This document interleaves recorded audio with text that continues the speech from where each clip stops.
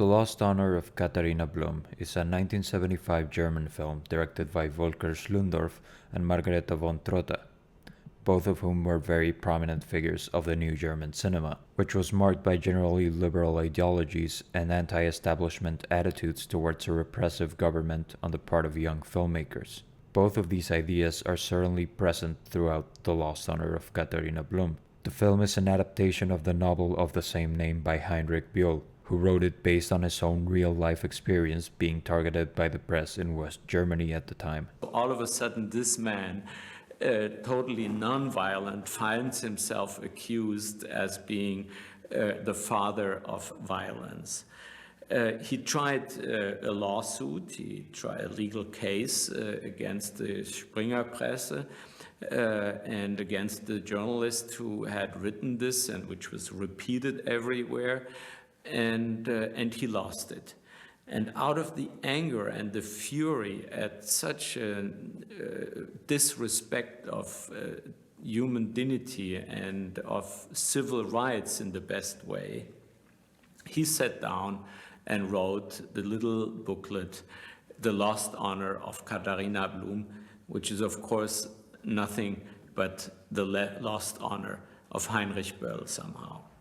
In the film, Katharina Blum is a young woman whose life is destroyed when the police suspect her of harboring a terrorist, as she becomes a victim of defamation by the press and loses everything she has. The film primarily displays the left-wing ideals of its filmmakers and the new German cinema movement at large through its critique of the right-wing press in collusion with the German police, as they browbeat Katharina and destroy her privacy and honor.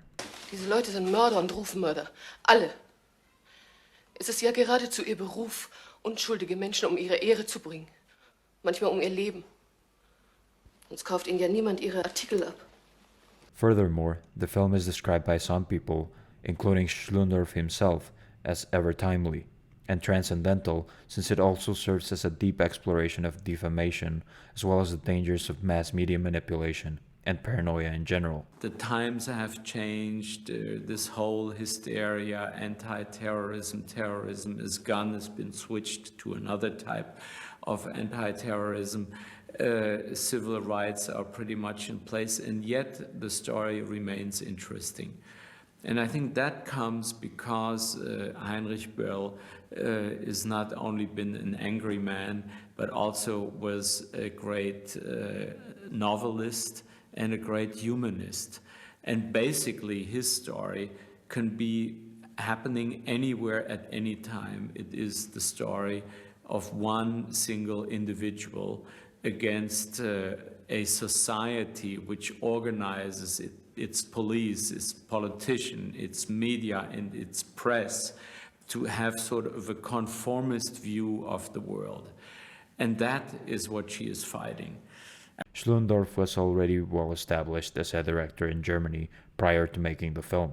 He began his film career as an assistant director for a couple of very well-known French New Wave directors, including Jean-Pierre Melville, which explains why his style was heavily influenced by them. As for Margareta von Trotta, she was an actress, married to Schlundorf at the time, and the film was her directorial debut before she went on to make other films on her own. Von Trotta brought to the film what some described as a feminist and psychological perspective that complemented Schlundorf's Brechtian-styled political critique. Furthermore, it is said that von Trotta's career represents the extent to which West Germany's production subsidy system at the time enabled female directors to work in numbers that were unparalleled in other nations. As for the look of the film, cinematographer Joost Vagano describes The Lost Honor of Katharina Blum as a film about reality, which is what inspired the documentary-style look of the film. Although the film is a work of fiction, it is in this way that the filmmakers were able to capture the very real and present nature of its subject matter. To aid in this feeling of realism, Vagano said this about the shooting style. It was very clear that this film was not a film about fantasy or something like that. It was a film about reality, very strong reality, and that gave me, of course, that gave the direction of the style of the film and the style in general, and of course the photographic style. The style should be a very realistic one, maybe in a little way, almost like shot like a documentary, very realistic. Like the lighting style, of course, is very, very natural. There are no lighting effects or other camera effects or strange camera movements, what you sometimes do to make the images more interesting. This was forbidden. It was at least my feeling. It has to be very strong, very realistic, so that the audience could really be part of that story and part of that panicking situation. Here's a clip from the very end of the film that encapsulates the type of manipulation and lies by the press that not only ruined Katharina's life in the film, but that represented the very thing that Heinrich Böll and even new German cinema filmmakers like von Trotta and Schlundorff were all trying to challenge with their work in this period of history. Unserer jungen Demokratie. Und durch diese Schüsse sind auch wir, die wir trauernd und entsetzt stehen, nicht nur betroffen, sondern getroffen. Wer spürt nicht die Wunde? Wer spürt nicht den Schmerz, der weit über das Persönliche hinausgeht? Wer spürt nicht den Atem des Terrors und die Wildheit der Anarchie? Wer spürt nicht die Gewalt, mit der hier an der freiheitlich-demokratischen Grundordnung gerüttelt wurde, die uns allen so am Herzen liegt?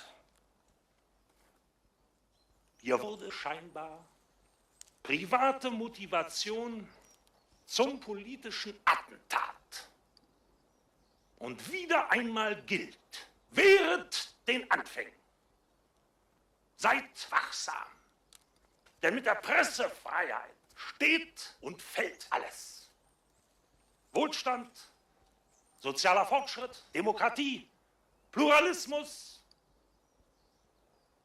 Meinungsvielfalt.